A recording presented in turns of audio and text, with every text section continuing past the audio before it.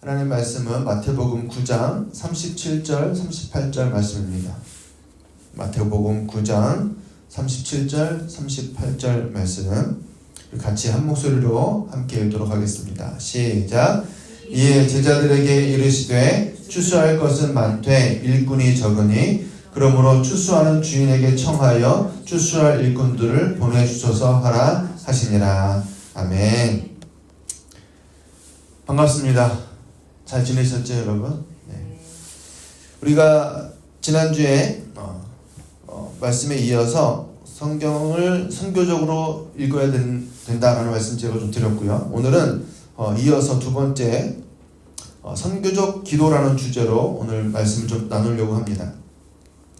우리가 잘 알다시피 한국 교회가 대규모로 이제 성장하고, 그죠? 교회들이 막 커지고 대형화되고 막 이런 과정들을 거치면서 한국 교회가 많이 부흥했다, 성장했다 이런 얘기를 많이 들어왔습니다. 그런데 어느 시점부터가 한국 교회가 성장이 이제 정체가 됐죠. 그리고 수평 이동만 있고 이제는 이렇게 쪼그라들고 있는 안타까운 지금 현실에 우리가 놓여져 있습니다. 그러니까 건물은 커지고 선도는 늘어난 것 같은데 또 실제적으로 선교의 어떤 영역에서 보면 선교의 영역들은 점점 더 어떻게 되고 있어요? 똑같이 줄어들고 있어요. 안타까운 현실인 거죠. 그러니까 우리의 신앙이 개인의 필요에만 집중하기 시작하면 하나님의 마음을 놓쳐버리기가 너무 쉽다라는 거죠. 이거 성경이 우리에게 가르쳐주는 너무나도 명확한 사실인 줄로 압니다. 그러니까 예수님께서 이 땅에 오신 목적이 모든 민족을 구원하시기 위함이었다라면 우리의 기도도 그분의 마음을 따라가야 되지 않느냐라는 거죠. 그래서 선교적 기도는 그러니까 단순한 의무가 아니라 예수 그리스도의 그 구속 사역에 동참하는 저와 여러분들의 반응이고 저와 여러분들의 응답이어야 된다라는 사실을 기억하셨으면 좋겠습니다. 그러니까 지난주에 선교적 성경 읽기를 통해서 성경이 단순히 어떤 개인적인 묵상이 아니라 하나님의 선교적 목적을 담고 있는 책이다라는 걸 제가 말씀을 드렸고, 그래서 그 성경을 우리가 바르게 읽는다라면 하나님께서 나를 어디로 보내고 계신가라는 질문들을 던지면서 하나님 앞에 계속 우리가 나아가야 된다 이렇게 말씀을 드렸습니다. 그리고 나면 그 다음 단계는 뭐냐라고 했을 때 그것이 바로 뭐냐 하면 하나님의 그런 뜻, 나를 어디로 보내시는가를 깨닫는 자들이 해야 될 첫 번째 행동, 태도는 뭐냐 하면 바로 하나님의 그 뜻을 이루기 위해서 기도해야 된다는 거예요. 즉 하나님의 나라 확장을 위해서 예수 그리스도 그 복음이 열방 가운데 전파되기를 원하시는 그 하나님의 마음을 따라서 간구하는 기도를 우리가 시작해야 된다라는 것입니다. 그것이 바로 선교적 기도다라고 이야기하고 싶은 겁니다. 우리가 종종 선교에 대해서 생각을 하면 대체로 이런 생각을 해요. 가거나, 그죠? 보내거나 또는 누군가는 헌신해야 되는 그런 일들을 생각하면서 뭔가 이렇게 한편에 무거운 부담감을 느끼게 됩니다. 그래서 오늘 말씀을 보니까 근데 예수님께서 선교 사역을 하시면서 가장 먼저 뭐라고 말씀하고 계시냐 하면 기도하라라고 지금 말씀하고 계시는 것을 볼 수가 있는 거예요. 오늘 제자들에게 말씀하시면서도 보니까 이에 제자들에게 이르시되 추수할 것은 많되 일꾼은 적으니 그러므로 추수하는 주인에게 청하여 추수할 일꾼들을 보내주소서 하라 그랬어요. 그죠? 그러니까 예수님께서 추수할 것은 많지만 일꾼이 부족하다라고 하는 것을 강조하시고, 그러면 해결책이 뭐냐라고 했을 때 추수하는 주인에게 뭐 하라는 거야? 기도하라는 거야. 추수하는 주인에게 기도하라. 그러니까 하나님께서 선교의 문을 여시고 일꾼을 보내주시도록 간구하는 것이 우리의 첫 번째 사명이다 이렇게 말씀하고 계시는 거죠. 오늘 저와 여러분들이 이 자리에 통일선교 화요기도회로 모인 이유가 바로 그것입니다. 이 통일선교 화요기도회는 단순히 우리가 뭐 좋아서 모인 것이 아니라 한반도가 복음으로 하나 되는 그날을 꿈꾸면서 기도하는 소중한 자리인 줄로 믿습니다.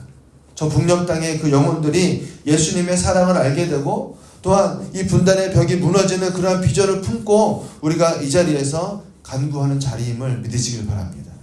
우리는 이 목표를 잊어버리면 안 돼요. 또 우리는 종종 이 선교는 우리에게 주신 사명이니까 우리가 책임지고 우리가 열심으로 할 때 이루어진다 이렇게 생각하는 경향들이 좀 있습니다. 근데 성경은 분명하게 말하기를 선교는 사람의 사역이 아니라 하나님의 사역이다 이렇게 말씀하죠. 그래서 선교는 우리의 능력이 아니라 하나님의 능력으로 이루어질 거예요. 그러므로 우리가 먼저 해야 될 것은 기도임을 믿으시길 바랍니다. 내가 어떤 특별한 선교적 사명을 감당하기 전에 우리는 하나님께서 일하시도록 기도해야 되는 거죠. 그런데 많은 성도들이 이 선교적 기도에 대해서 소홀하게 여기는 이유가 몇 가지가 있는데, 첫째는 선교는 특별한 사람들만 하는 거야 라는 생각이 그냥 자연스럽게 우리 안에 있어요.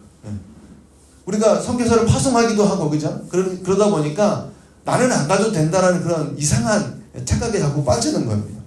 나는 선교사가 아니니까 굳이 선교에 대해서 기도하지 않아도 내 신앙생활은 큰 영향력이 없는 것 같아. 큰 달라지는 게 없어. 이렇게 생각하기도 합니다. 그러니까 선교보다 개인의 기도 제목이 더 시급하다고 느끼는 사람들은 이런 기도를 할까요? 못할까요? 못하는 거예요. 또 선교가 나와 직접적인 관계가 없다고 느끼기 때문에 굳이 기도해야 되나 이런 생각이 드는 게 어찌 보면 자연스러운 생각일 수 있다는 거죠. 근데 하나님의 관심이 온 세상을 구원하시기 원합니다 라는 것을 정말로 우리가 안다면, 그죠? 하나님의 마음에 선교가 있다면 우리가 선교적 기도를 하는 게 마땅하지 않겠느냐라는 거예요. 여러분 생각해보세요. 여러분들이 자녀를 키워보셔서 아시지만 부모의 마음에 뭐가 기쁨이 되는지 자식이 알아요. 그럼 그걸 할까요? 안 할까요? 안 하는 자식들도 있지만 할까요? 안 할까요? 우리 부모님이 이걸 하면 좋아하실 걸 내가 알아. 그럼 하고 싶을까? 안 하고 싶을까요? 하고 싶겠죠. 똑같은 거라고 저는 생각합니다. 하나님의 마음에 뭐가 있는지 우리가 안다면 기도해야 된다는 거죠. 그러니까 이러한 선교적 관점을 갖는 게 너무나 중요하다라는 것입니다. 우리가 선교적 기도를 한다라고 하는 것은 그래서 하나님의 뜻에 동참하는 게 되는 것이고 하나님의 그 선교적 계획에 순종하는 것임을 믿으시길 바랍니다. 단순히 선교가 중요하지라고 생각하는 것에서 멈추는 게 아니라 실제로 기도로 내가 동참하고 있는가, 이게 되게 중요하다는 거죠. 그러니까 선교적 기도는 단순한 기도가 아니라 이 기도를 통해서 하나님께서 선교사를 세우시기도 하고 보내시기도 하고 그들을 보호하시기도 하고 공급하시기도 하는 일들이 일어나는 거예요. 조금 더 있다가 다시 자세하게 이야기하겠지만요. 또 그것을 통해서 우리를 사용하시기도 하고 우리를 변화시키시기도 하는 그러한 하나님의 일들이 시작되는 지점이다라는 것입니다. 우리가 직접 가든 보내든 후원하든 반드시 선교적 기도에 동참해야 됨을 기억하셨으면 좋겠다는 거예요. 여러분 기도 없이는 선교할 수 없습니다. 기도 없이 영혼 구원의 역사는 일어나지 않는 거예요. 기도 없이 하나님의 나라는 확장되지 않는다라는 사실을 꼭 기억하는 저와 여러분들 되길 소망합니다. 오늘 본문의 말씀 다시 보시면 이렇게 말씀해요. 제자들에게 이르시되 추수할 것은 많되 일꾼은 적으니 그랬습니다. 그죠?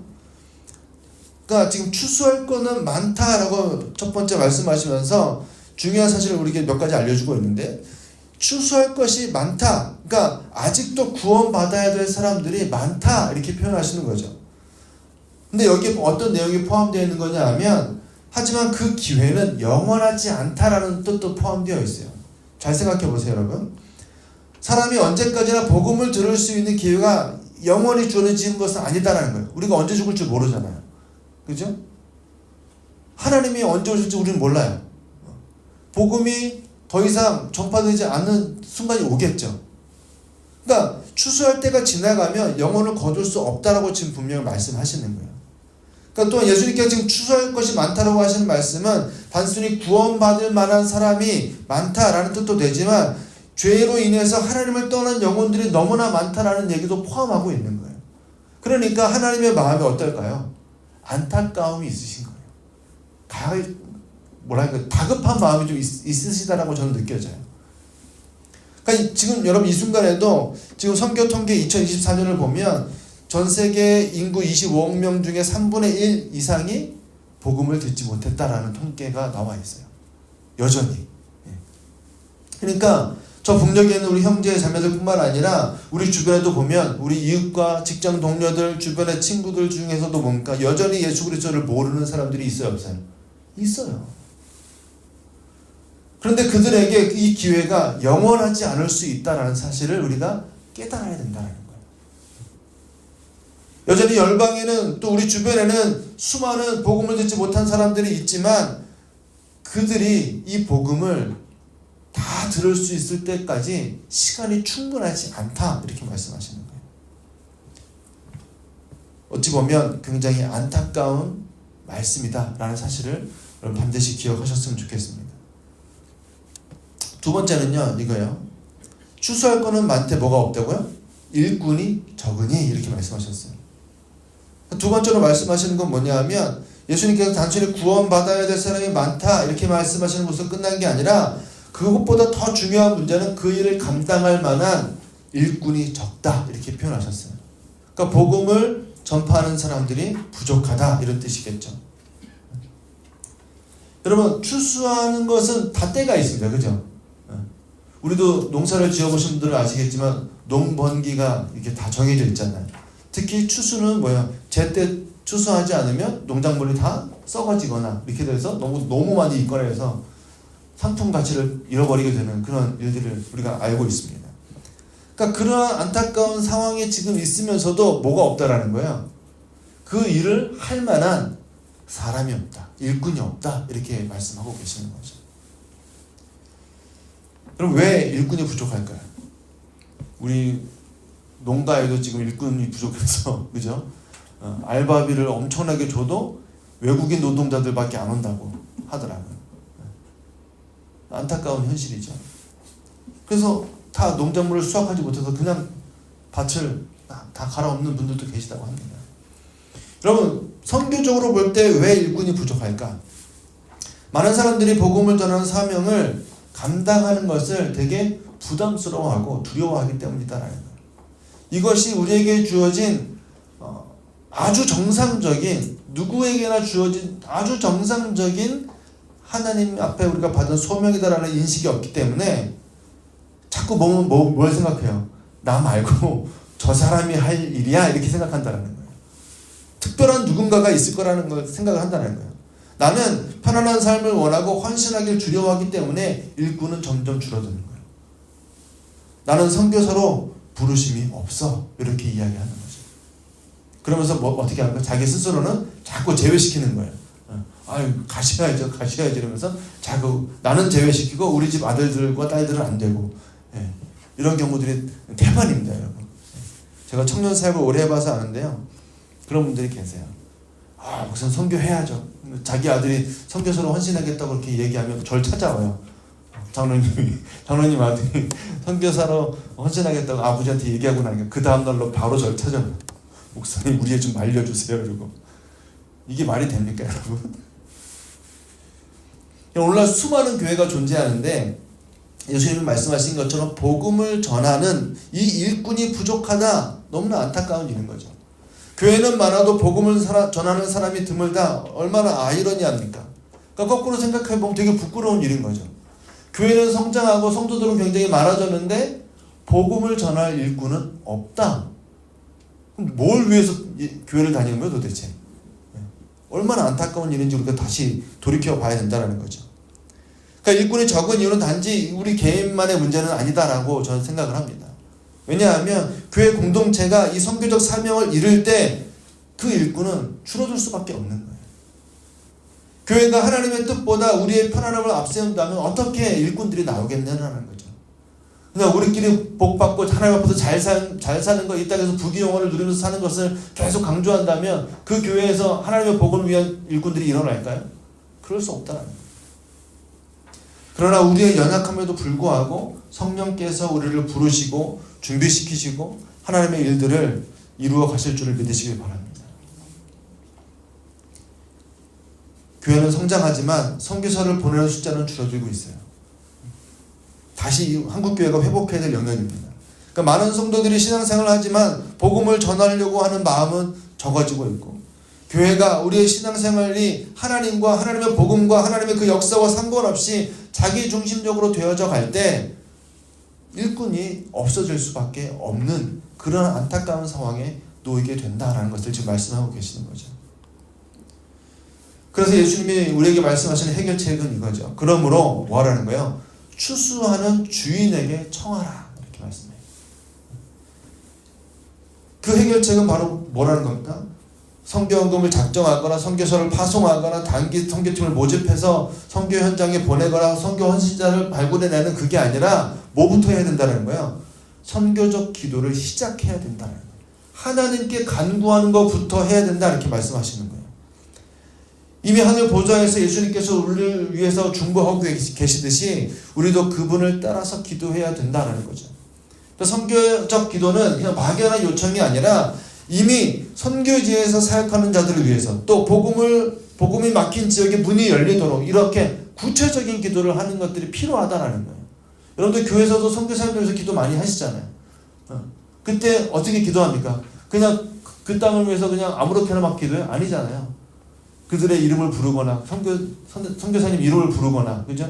그 사역을 다 이렇게 일일이 읊어가면서 기도하잖아요. 구체적으로 기도하는 게 필요한 거예요. 기도 편지를 보내는 이유가 뭔지 아세요? 그러한 구체적인 사항들을 교회에 알려주는 거예요. 왜냐하면 그 영역이 기도가 필요한 영역이다라고 알려주는 거거든요. 그냥 아무렇게나 기도하지 마시고 지금 우리 사역의 현장에 이 기도가 필요합니다라고 알려주는 그 기도 편지를 여러분 잘 보셔야 돼요. 그래서 선교사님들 보내시는 그 기도 편지를 여러분 잘 보시길 바랍니다.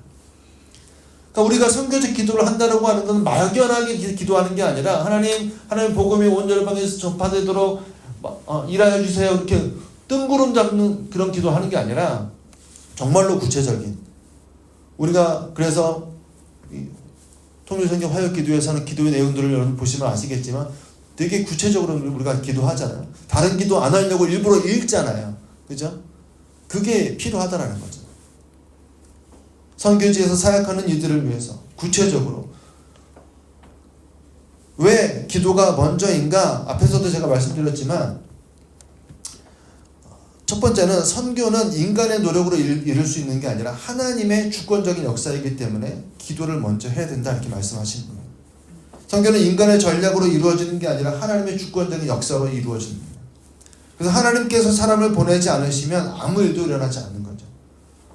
또 두 번째는 기도가 선교사의 마음을 준비시키기 때문이다라는 거예요. 그 선교에 헌신하는 사람들의 마음을 준비시키시는 거죠. 기도하는 동안 하나님께서 그 사람들의 마음을 움직이시고 기도를 통해서 하나님이 나를 부르시고 나를 보내시는구나라는 깨닫게 하신다라는 거예요. 그리고 기도가 선교의 문을 여는 열쇠가 된다라는 것입니다. 우리가 기도할 때 하나님께서 선교의 문을 여실 줄을 믿으시길 바랍니다.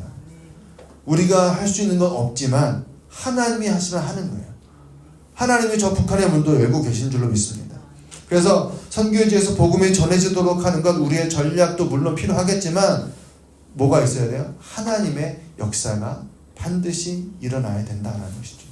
그것을 위해서 우리는 기도를 먼저 해야 된다라는 것입니다. 오늘 예수님이 먼저 이제 추수하러 가라 이렇게 말씀하시지 않으시고 뭐부터 하라 그랬어요? 주인에게 청하라 이렇게 말씀하고 있죠. 기도하라는 거예요. 예수님께서 오늘 먼저 기도로 준비하라고 말씀하셨듯이 기도 없는 선교는 하나님의 인도함을 받지 못하는 선교가 될 수 있음을 반드시 기억하시기 바랍니다. 그래서 제가 청년들을 데리고 단기 선교를 여러 번 다녀왔는데 최소한 3개월 이전에 팀을 꾸리게 하고요. 가능하면 6개월 전에. 그리고 기도 훈련부터 합니다. 한 달 기도하고 나라 작정하고 한 달 기도하고 팀을 나누고 또 한 달 기도하고 뭐 준비하고 그 기도를 계속 하는 거예요. 그리고 나라를 정할 때부터도 청년들 스스로 기도하게 합니다. 그리고 기도하는데 하나님 마음 안 주시면 안 가는 거예요. 우리 올해는 어디 가기로 해서 무조건 가 이게 아니라 기도해보고 정원이 모집이 안 되면 안 가는 겁니다. 그렇게 훈련을 시켰어요. 기도했는데 마음을 주신 아이들이 정원 최소 12명이면 가겠습니다 했는데 10명밖에 안 됐어요. 그럼 가야 돼요? 안 가야 돼요? 저는 안 갔어요. 여러분들 교회는 가실지 모르겠는데 저는 안 갔어요. 왜? 그건 하나님의 사인이 아니라고 판단하는 거예요. 분명히 하나님의 마음을 주시면 정족수가 채워지고 넘을 거라고 저는 믿기 때문에. 그래서 한 해에 저희가 한 교회에서 5 나라를 이제 갔는데 그 교회는 이제 청년들이 꽤 많았거든요. 400명 정도 출석하는 교회이기 때문에 다 기도하고 각자 써서 한 달 동안 기도하고 써서 내라 그랬어요. 나라를. 그래서 그 나라가 정족수가 되면, 인원수가 채워지면 그 나라만 가는 거예요. 그래서 쫙 투표했는데 5개 나라가 이제 정족수가 채워진 거고, 나머지 안 된 나라들은 몇 나라가 있었어요. 얘네들이 찾아온 거죠. 목사님, 우리 그냥 가면 안 되냐고. 안 된다. 내년은 더 기도해보고, 아니면 팀으로 더 모집해 오든지 기도해보고, 올해가 아니면 내년일 수도 있다. 니네가 가는 해는 내년을 위해서 준비하라고. 그 친구들 다음에 정족수를 채워서 갔어요. 그러니까 기도하면 하나님이 마음에 말씀하시는 거예요. 하나님이 나를 어디로 보내시는가 청년들이 깨달아요. 말씀을 읽는 중에, 기도하는 중에 깨닫고 자기들이 적어서 내는 거예요. 그러니까 자기들이 훨씬 더 열심히 준비하고 하나님의 열심을 경험하는 거죠. 그러니까 여러분, 기도는 너무나도 중요합니다. 오늘 예수님께서 지금 뭐라고 말씀하십니까? 추수할 일꾼을 보내주소서라고 먼저 기도하라는 거예요. 하나님 앞에. 그래서 이렇게 말씀하신 거예요. 구체적으로 뭘 요구하라는 거예요? 추수할 일꾼을 보내주소서 하라 그랬어요. 추수할 일꾼을 보내주소서 하라. 주인에게 요청할 때 구체적으로 말씀하고 있는 거죠. 그러니까 중요한 건 뭐냐 하면, 선교적 기도가 뭉뚱그런 뜬구름 잡는 것 같은 그런 기도가 아니라 우리의 헌신을 이끌어낼 수 있는 아주 구체적인 기도여야 된다라고 지금 말씀하고 있는 거예요. 우리가 하나님 일꾼을 보내주소서라고 기도할 때 하나님께서는 기도하는 그 사람들의 마음부터 바꾸신다는 것을 기억하시길 바라요. 이게 굉장히 중요한 일이라고 저는 생각을 하는데, 그 기도가 결국 주님 저를 보내주소서라는 기도로 바뀌게 되는 경우들이 굉장히 많아요. 왜냐하면 여러분, 바울의 예를 보세요. 사도행전 13장에 보면 안디옥 교회가 선교를 위해서 기도하기 시작했어요. 그러고 나서 어떻게 합니까? 자기들 중에서 바울과 바나바를 따로 세워가지고 뭐예요? 파송하는 일이 시작되는 거예요. 기도하니까 그 일이 시작이 되는 거예요. 여러분들 교회도 마찬가지라고 저는 생각합니다. 기도하시는 교회는 선교사를 파송할 준비를 할 수 있게 되고, 그 안에서 선교사를 헌신하는 사람들이 나오는 거예요. 그러니까 성경 전체를 통해서 우리가 분명하게 확인할 수 있는 사실 한 가지가 있다면, 하나님께서는 기도하는 자와 기도하는 공동체를 사용하신다라는 거예요. 이건 틀리지 않아요. 반드시 기도하시는 사람, 기도하시는 공동체를 사용하신다라는 거예요. 안디옥 교회가 기도하면서 바울과 바나바를 파송했던 것처럼 한국 교회도 기도하는 그 속에서 많은 선교사들을 배출해 왔지 않습니까?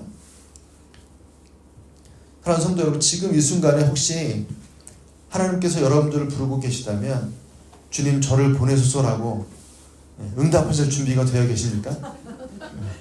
갑자기 막 부담이 확 되시죠?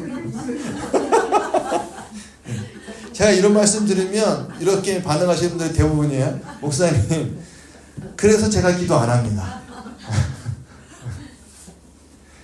왜요? 하나님이 저보고 가라 그러실까봐 제가 기도 안 하는 거예요. 이렇게 말씀하시는 분들이 되게 많아요. 여러분, 그 정도로 하나님의 마음을 아시는 분이라면 가야 되는 거 아니에요? 그죠? 하나님이 나를 너무나 잘 아셔서 내가 기도하면 보낼 것까지 예상이 돼. 그만큼 내가 하나님하고 친밀한데 기도를 안 하고 안 가겠다고요? 이게 말이 됩니까, 여러분? 그 정도 하나님하고 친하신 분들은 가셔야 되는 거예요. 핑계 대지 마세요, 여러분. 하나님은 반드시 기도하시는 사람들을 사용하십니다. 기도 안 하는 사람 절대 안 쓰세요. 우리 기도하시는 분들, 그래서 제가 축복해요. 기도하시는 권수님, 장로님, 주사님, 청년 다 정말 너무 소중합니다. 왜냐하면 하나님은 그 기도하는 사람을 통해서, 그 기도하는 사람의 기도를 통해서 일하시기 때문에 그래요.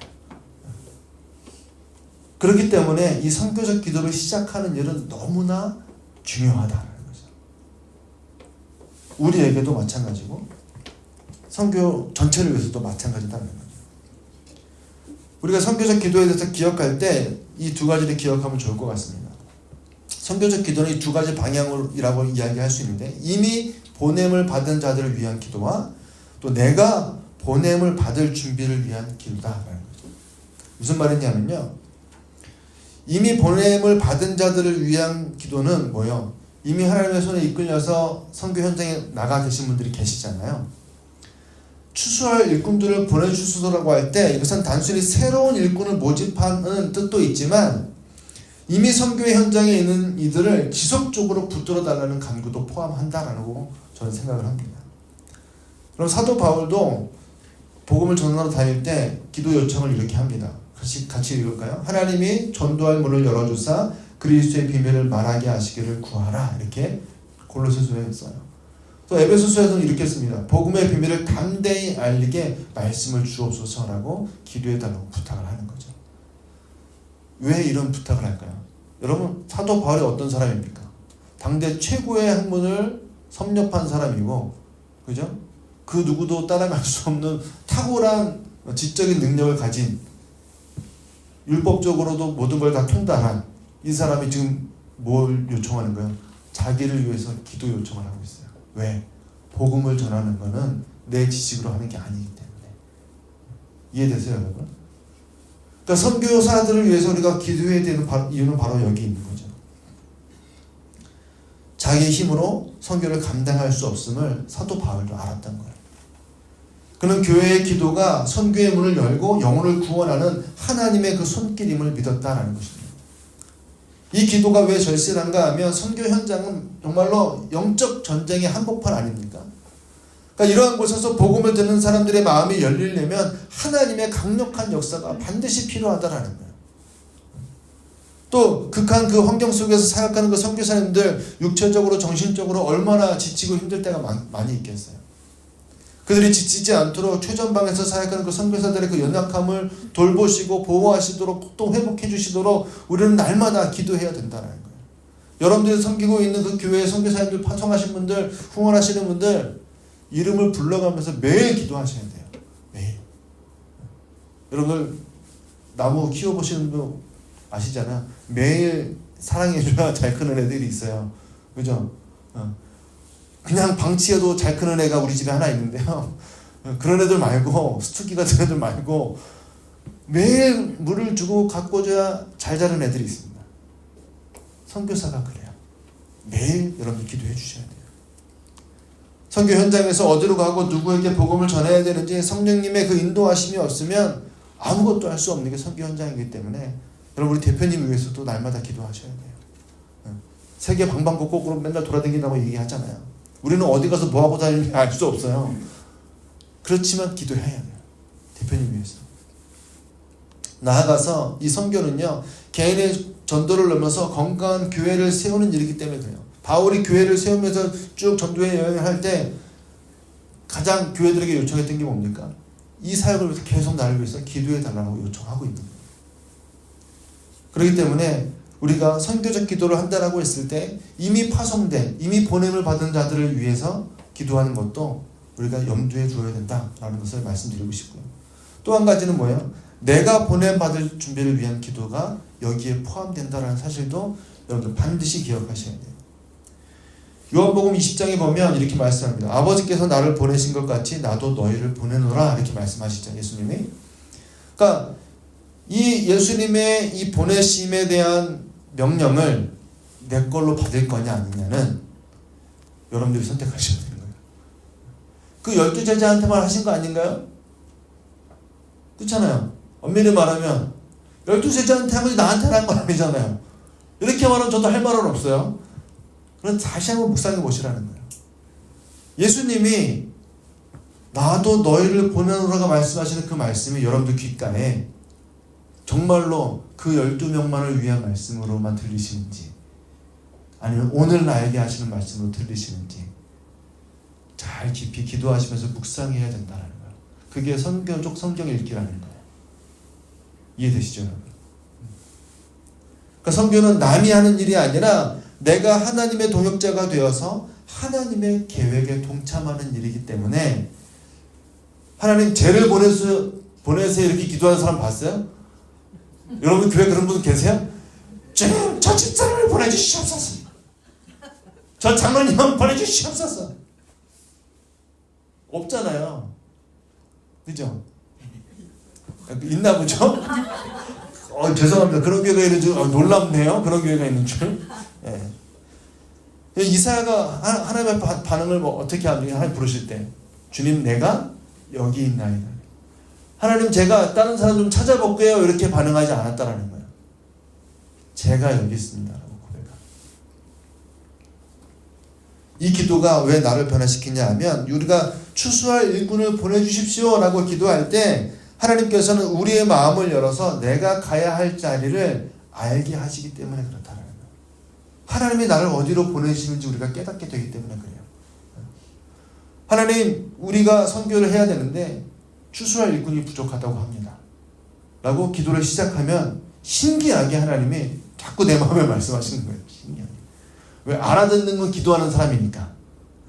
이해되세요, 여러분? 벌써 걱정하지 마세요, 여러분. 걱정하지 마세요. 걱정하지 마세요. 보낼 만한 자를 보내실 거니까 걱정하지 마시고 기도해 보시라니까요. 하나님이 안 주실 수도 있지만 저는 목사로서 이 얘기는 꼭 해야 되니까 하는 거예요. 기도하시는 분들에게 하나님이 역사하십니다. 근데 중요한 건 뭐냐 하면 우리가 당장 해외로 떠나거나 그렇지 않더라도 우리가 가정에서 또는 직장에서 이웃들 안에서 복음을 전할 수 있는 기회들을 얼마든지 찾을 수 있다는 거죠. 그 자리를 찾아가는 게 내가 선교적 삶을 살아가는 시작이라는 거예요. 그 선교적 삶을 시작하는 첫 번째 단추가 뭐라고요? 선교적 기도를 시작하는 거다라는 거예요. 자꾸 선교사로 가라고 할까 봐 되게 두렵다고 하시네요. 아니에요, 여러분. 여러분들이 할 수 있는 일을 하라고 하실 거라는 거래요. 거기에 반응을 하시라는 겁니다. 거기에. 그 기도 속에서 하나님께서 내가 가라 이렇게 말씀하시면 예 라고 대답할 수 있는 용기가 생길 수밖에 없어요. 생기는 거예요. 여러분들의 입술에서 나를 보내소서가 터져나오는 날이 있기를 주님의 이름으로 축복합니다. 아멘이 아무도 없네요. 놀랍게도. 주여. 네. 이럴 수가. 처음부터 다시 해야 되겠네요. 주님 저를 용서해 주시고 제가 설교를 잘못해서 그런 줄로 알고 주여. 자, 우리가 기도하면요, 온 열방에 복음을 전하기 원하시는 그 하나님의 마음을 알게 된다라는 사실을 여러분 기억하시길 바라요. 그래서 그 마음을 아는 사람들이 하나님이 뭘 원하시는가를 깨달은 사람들이 뭘 해야 될지를 보게 되는 거예요. 이건 자연스러운 반응인 거거든요. 그러니까 여러분 두려워하지 마시라고요. 여러분들 마음속에 내가 선교사로 헌신해가지고 저처럼 그냥 막 이 일에만 몰두하고 그렇게 하나님 안 부르신다니까요. 걱정하지 마시고 뭘 해야 될지 깨닫게 하신다라는 게 초점이에요. 그러니까 여러분들이 물질이 많으면 헌금을 하라고 하나님 하실 거고, 또 시간이 많으면 몸으로 가서 떼우는 걸 하라고 하실 거고, 건강하면 뭐 힘쓰는 거 가서 하라고 하실 거니까 걱정하지 마시라고요. 그러니까 다 김여한 목사님처럼 보내지 않으세요, 여러분. 걱정하지 마세요. 저희 가정처럼 그냥 붙들어다 놓고 이것만 하라고 그러지 않으신다니까요. 그러니까 여러분 걱정하지 마시고 기도하시면 됩니다. 근데 중요한 건 뭐냐면 이 선교적 기도가 저와 여러분들이 기도하기 시작할 때 이 특별히 우리 유니티 미션이 추구하는 방향성이 있잖아요. 우리가 온 열방을 다 감당하지 못해요. 특별히 유니티 미션은 어디를 목표로 하고 있습니까? 저 북한 땅을. 그 북한 땅의 영혼들을 위해서 우리는 기도하는 쪽으로 방향을, 초점을 맞춘 거예요. 그 마음이 저와 여러분들에게 있으면 되는 거죠. 그 마음에 우리가 초점을 맞춰서 우리가 기도하기 시작하면 된다는 겁니다. 저와 여러분들이 하나님의 그 말씀하심 앞에 나아가서 기도할 때 이 두 가지를 반드시 기도하셔야 돼요. 이미 보냄을 받은 자들을 위해서, 그리고 하나님 앞에 쓰임받을 나를 위해서도 준비하는 기도를 해야 된다. 그러니까 이 두 가지는 분리된 게 아니라 우리가 하나된 마음으로 이 기도를 시작할 때 선교사를 위한 기도가 우리의 마음을 열게 되고, 또 나를 위한 기도가 선교의 현장을 변화시키는 그 놀라운 도구로 쓰임받게 된다는 사실들을 반드시 기억하셨으면 좋겠습니다. 그래서 기도 없이는 선교사들이 지탱할 수가 없고요. 기도 없이는 나도 준비될 수 없음을 반드시 기억하시길 바랍니다. 오늘 본문에서 예수님께서 추수할 것은 많지만 일꾼이 부족하다라고 말씀하시면서 추수하는 주인께 기도하라 이렇게 명령하셨습니다. 그렇다면 우리는 이제 어떻게 해야 될까요? 너무나도 명확한 거죠. 기도를 시작하는 거예요. 이 선교적 기도를 시작하는 겁니다. 그래서 하나님의 백성들에게 이 선교적 기도는 그래서 선택이 아니에요. 반드시 해야만 하는 사명인 줄을 믿으시길 바랍니다. 우리 대표님도 강의할 때마다 강조하시고 하듯이 기도 없이는 선교가 없다는 거예요. 저랑도 개인적으로 많은 이야기를 나눌 때도 이 얘기를 몇 번이나 강조했는지 몰라요. 기도 없이는 성경을 못한다. 그러니까 우리가 복음을 전하기에 앞서서 반드시 먼저 기도해야 됨을 오늘도 기억하셨으면 좋겠고, 오늘 우리가 함께 모인 이 자리, 통일선교 화요 기도의 자리는 그러한 선교적 기도를 시작하는 자리이고, 주님께 일꾼을 보내달라고 간구하면서 동시에 내가 여기 있나이다 라고 고백할 수 있는 그러한 헌신을 다짐하는 자리임을 믿으시길 바랍니다. 그래서 선교주에서 가장 중요한 건 물질보다 기도예요. 이 사실을 반드시 기억하시고, 여러분들이 섬기는 교회에서도 선교지에 있는 선교사들을 위해서 한 번 더 기도해 주시길 부탁드립니다. 그리고 또한 이 기도는 나를 선교적 삶으로 이끈다라는 사실을 계속 염두에 두셨으면 좋겠어요. 제가 앞서 말씀드렸지만 주님 일꾼을 보내주셔서라고 기도하면 뭐요? 하나님이 나의 마음부터 만지시기 시작한다라고 했어요. 그러니까 하나님이 결국 네가 가라 이렇게 말씀하실 수도 있어요. 그때 외면하지 마시고, 하나님 저는 아닌 것 같아요 이러지 마시고, 그러다가 이게 멱살 잡혀가지고 끌려오면 굉장히 불쌍하다고 해야 되나? 그렇잖아요. 체면이 구기는 거잖아요. 그러니까 가라고 할 때 가면 되는 거예요. 가라고 할 때. 그 자리가 어딘지 우리는 몰라요. 아직. 기도해야만 알 수 있어요. 그 자리가 섬기는 자리인지 헌신하는 자리인지 어떤 자리인지 우리는 알 수 없지만 반드시 하나님 말씀하신다는 사실을 기억하시고 여러분들이 순종하셨으면 좋겠습니다.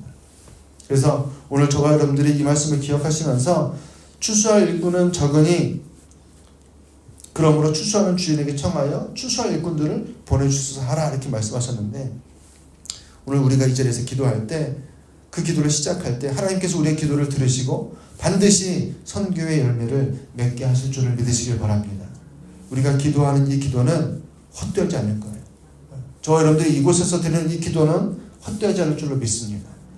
지금은 아무도 우리를 모른다 이야기하고 누구도 우리가 무슨 사역하는지 잘 모를 수 있어요. 저도 만나는 사람들에게 설명하기가 되게 쉽지 않아요. 도대체 뭐 하는 단체냐 계속 이렇게 물어보면 구구절절 이야기 하다 보면 저도 답답하고 그 사람도 답답하고 이럴 때가 종종 있는데, 왜냐하면 잘 몰라요. 이 사역이 왜 필요한지. 그래서 오늘 우리가 기도할 때는 우리의 기도가 결코 헛되지 않을 것을 믿고, 오늘 이 밤에도 우리가 하나님의 일하심을 기대하면서 뜨겁게 기도하는 저 여러분 되시기를 주님의 이름으로 축원합니다.